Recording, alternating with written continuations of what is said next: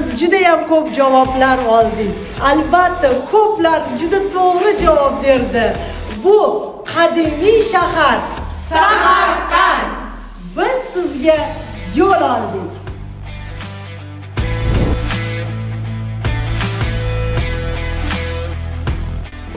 Bizlar uzoq tanladik.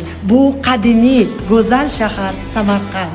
Samarqandni nafaqat qadimiyligi, balki UzArmy konferensiyaga kelgan mehmonlarni 3-mayda Samarqandni tomosha qildirib, o'zimiz 4, 5, 6 maylarda Samarqandda konsultatsiyalar amalga oshiramiz. Agar siz bizga kelishni istasangiz, mana shu raqamlarga yozing. Biz konsultatsiyaga yozish boshladik va barchangizga konsultatsiya amalga oshirishga tayyormiz.